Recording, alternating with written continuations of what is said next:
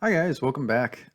We are looking at sampling distributions specifically for means today. So remember we started talking about sampling distributions last time. It's when we take all possible samples of a certain size from a particular population.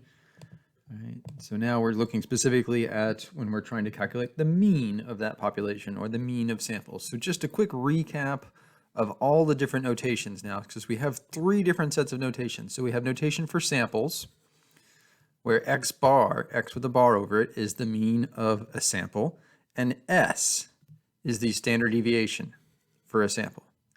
Then we have populations, which is the collection of everybody, where mu, remember this m-looking guy, is the mean for the population, and sigma, which I'll usually write like that, is the standard deviation for the population. All right, and now we're adding this third type of distribution, which is called a sampling distribution. And it's when we take all samples of the same size. So like size n for some fixed number n. All right, and we have mu sub x bar. So mu with a little x bar next to it is the mean of the sampling distribution. And sigma with a little x bar next to it, sigma sub x bar, is the standard deviation for this sampling distribution. So mean sampling distribution.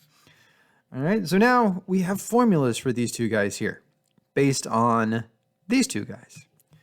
All right, so the mean of a sampling distribution is equal to the mean of the population. So if we know the population mean, that gives us the sampling distribution mean. Cool, they're just exactly the same. No work there involved at all. It's just telling me what the same mean was. The standard deviation, however, is not quite the same because we talked about it. As the sample size increases, the standard deviation for the sampling distribution is going to decrease. In fact, we take the standard deviation of the population and we divide it by the square root of n, where n is the sample size. So let's take a look at a couple examples here. Well, actually, I guess there's one more thing first. All right, so another thing that happens with sampling distributions that we kind of looked at the other day is they sort of become normal distributions. And we like normal distributions because then we can use normal CDF and inverse norm to find things about them. All right, so we have two ways that these distributions, these sampling distributions, become normal. Way number one, if the population is normal, then the sampling distribution is also normal. So we just call this population normal. All right, so if the population is normal, we're good to go. Option two, a little trickier, but really not that hard. If the sample size is greater than or equal to 30, so 30 is the magic number, then the sampling distribution is also normal. So if n is greater than or equal to 30, it's something called the central limit theorem. We're not going to go into it in this class, but if n is greater than or equal to 30, that tells us that the sampling distribution is going to be normal. So we just have to take samples that are 30 or more, and we end up with a normal distribution. It's really cool how that works out. All right, so two examples here. So the weights of adult male bullfrogs are normally distributed with a mean of 1.1 pounds and a standard deviation of 0.3 pounds. Describe the sampling distribution of all samples of size 25. All right, so there's our n. We're given that we have a mean of 1.1, and we're given that we have a standard deviation of 0.3, and we're given that we're taking samples of size 25. All right, so since this distribution was normal, we're going to have a normal sampling distribution. All right, it automatically happens just because the original distribution was normal. Next, we want to know the mean. Well, the mean of the sampling distribution is equal to the mean here, which is just 1.1. All right, so no change. This mean is that mean, same thing. But the standard deviation is a little bit different. We take this standard deviation, 0.3, and we divide it by the square root of the sample size. So divided by the square root of 25. So that's 0.3 divided by 5. And I think if we divide that, we get 0.06. I think, yeah, 5 times 0.06 gives us that. All right. So yeah, if you notice, the standard deviation now has gotten smaller. It was 0.3, now it's 0.06. There's an extra 0 in there. That makes it smaller. All right, so that's what happens with the sampling distribution there. Next one over here. Now if we look at the weights of all adult bullfrogs, so not just the male ones, they're not normally distributed, but they do have a mean of 1.2 pounds, a little bit bigger, and a standard deviation of 0.4 pounds. describe the sampling distribution of all samples of size 36. So we've got a mean here to start of 1.2. We've got a standard deviation from this population of 0.4. We've got a sample size that we're going to take of size 36. All right, so this is greater than 30. Therefore, by the central limit theorem, the CLT, it's going to be normal. So we'll have a normal sampling distribution. All right, and this normal stuff is going to be important later, so we can use normal CDF on it. All right, the mean for the sampling distribution is equal to the mean of the population, 1.2. The standard deviation for the sampling distribution is this standard deviation, 0.4, divided by the square root of the sample size, the square root of 36. So we get 0.4 divided by square root of 36 is 6. Let's just throw that in the calculator. So on 0.4 divided by 6, we could just type the whole thing if we wanted to, but 0.0666. And eventually it does round up to 7. All right, so we have a new standard deviation. It's much smaller than the old one, and the mean stays the same. All right, so example problems. So once we find this mean in those standard deviations, we can work with it. So a researcher would like to estimate the probability of a sample of 36 people making more than $45,000 a year on average from a population that averages $40,000 a year and a standard deviation of 18. So we have 40,000 as our population mean.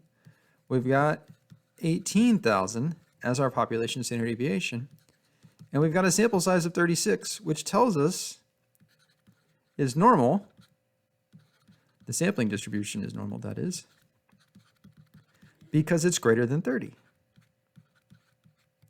All right, so now we need the mean of the sampling distribution is exactly this mean, 40,000. That doesn't change. The standard deviation for the sampling distribution is the 18,000 divided by the square root of n, so divided by the square root of 36. So we get 18,000 divided by 6, which is just 3,000. And you can always just do all that on your calculator if you want. So here's our mean, here's our standard deviation.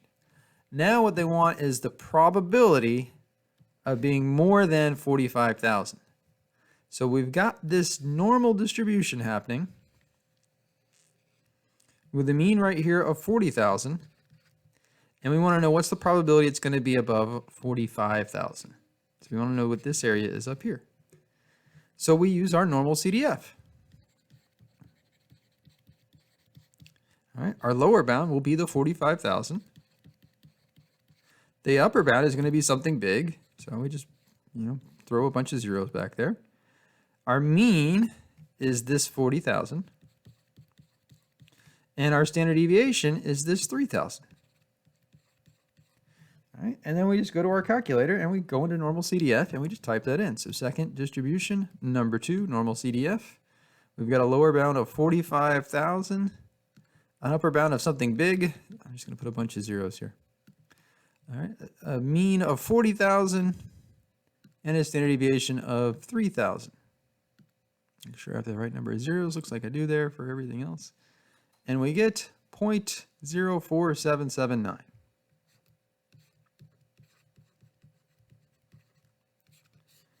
There's our answer. That's the probability. About 5%. About 5% of samples would have 45,000 or more is what we just found out. All right, let's try this other problem over here.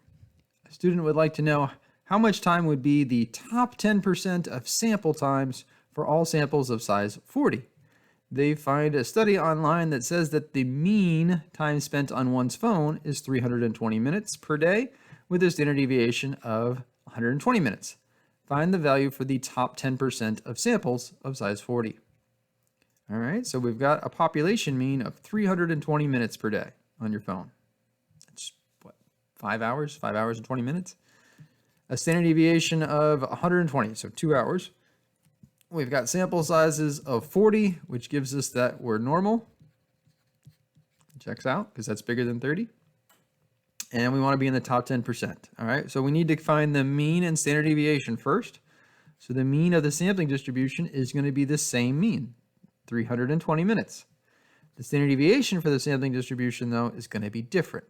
All right, so the reason I'm finding this is because we're working with samples, by the way. So we get 120 divided by the square root of 40. 40 does not have a nice square root, but I can just type this in. 120 divided by second square root 40. 18.97. So our standard deviation has gone from 120 down to just 18.97. So it's vastly decreased by taking samples of size 40. So now what happens is we have this normal distribution, the sampling distribution, and we want to be in the top 10%. So we'll say here's the top 10%. We want to know what's this x that gives us 10% up here, and our mean is still the 320. Well, if we have 10% above, that means we have 90% below, and that means we can just use inverse norm. So if we're trying to find the x value, we use inverse norm. If we're trying to find the probability, then we're using normal CDF. So inverse norm here, the area to the left of this x is the 0.90. The mean is this 320. The standard deviation is this 18.9. So we're using those two numbers up there. So let's go to our calculator. So second distribution, inverse norm, number 3, area is 0.90. The mean is 320 still. The standard deviation was the 120 divided by the square root of 40, which gave us 18.97. If you want to, you could just type that in here. You could actually type 120 divided by the square root of 40 right here, and that would work too. All right, and we get 344.3. So this x value right here, 344.3. So if we spend more than, looks like 5 hours and 44 minutes on our phone, or 344.3 minutes on our phone per day, that would be, this is per day, right? Yeah, per day. That'd be a lot of time on your phone. But that would be the top 10% cutoff. Anything above that would be in the top 10%. All right, so that's how sampling distributions work for means. And go on ahead and try your homework.